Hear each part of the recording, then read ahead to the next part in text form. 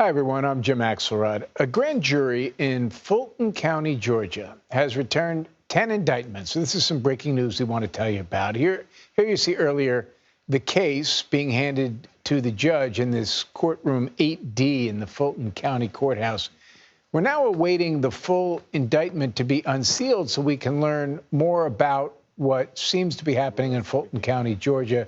Why don't we bring in CBS News Homeland Security and Justice reporter Nicole Skanga, who joins us from outside the courthouse. So, Nicole, can you set the scene for us? What is going on? What are the indictments expected to be about? Who do they pertain to? What do we know? Well, we should say, Jim, there's more that we don't know than we do know right now. But here's what we do know. That case handed up to Superior Court Judge Robert McBurney in the courtroom. You showed that picture. The clerk, Che Alexander, telling reporters while leaving the courtroom there were 10 indictments, but noting that the grand jury handles all sorts of matters and saying it could take as long as 3 hours for that paperwork to be processed and for it to become an official document for us to be able to see exactly what those indictments are. Now, of those indictments, we did learn that 0 were no-billed. And what that means is a majority of the jurors here agreed on these indictments. So 12 of the 23 jurors must agree that there is probable cause, more evidence for than against, for a person to be able to be charged by a crime. And we were told that of those 10 indictments, 0 were no-billed, meaning that a majority of jurors agreed. Okay, but let's set the scene. Obviously, we wouldn't be talking.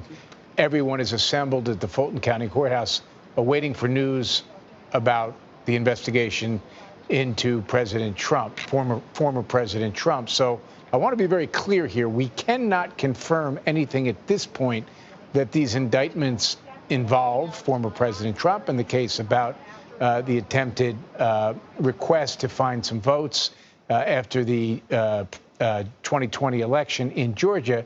And I want to be clear about that. But, Nicole, what can you tell us about the involvement or the speculation that this is what we're talking about tonight, that this is the investigation that we are discussing?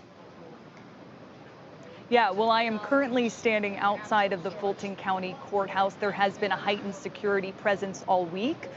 The street behind me has been closed to traffic. You can see lots of reporters and media gathered here today. We do know that this grand jury met today, Monday, was planning on also potentially meeting tomorrow to deliberate and determine whether or not we would see an indictment or multiple indictments allegedly connected, we believe connected to this larger investigation into possible election interference by the former president and many of his allies. Now, the investigation was prompted by a now notorious call that took place on January 2nd, 2021, from former President Donald Trump, who's president at the time, to the Georgia Secretary of State, Brad Raffensperger. And in this now notorious call, Trump said, quote, "I just want to find 11,780 votes, which is one more than we have." Now, that prompted a much more widespread, sprawling investigation into efforts by the former president and his allies to undermine Joe Biden's victory here in Georgia. It looked into a scheme to submit an alternate slate of electors to nominate Trump instead of now President Joe Biden. It looked into attempts to pressure or intimidate some poll workers. It also, in at least one county, a rural county outside of Atlanta, Coffee County, looked into one GOP official's escorting of 2 Trump operatives into the county's election offices. And so what began as quite a pointed investigation grew, and we saw 75 witnesses testify before a special grand jury separate from the grand jury we will hear from today. And that special grand jury, which met all of 2022, delivered a report earlier this year. That report was handed over to the Fulton County DA, Fani Willis, who is the one, who is leading this investigative probe and ultimately determines which indictments she hands over to this grand jury.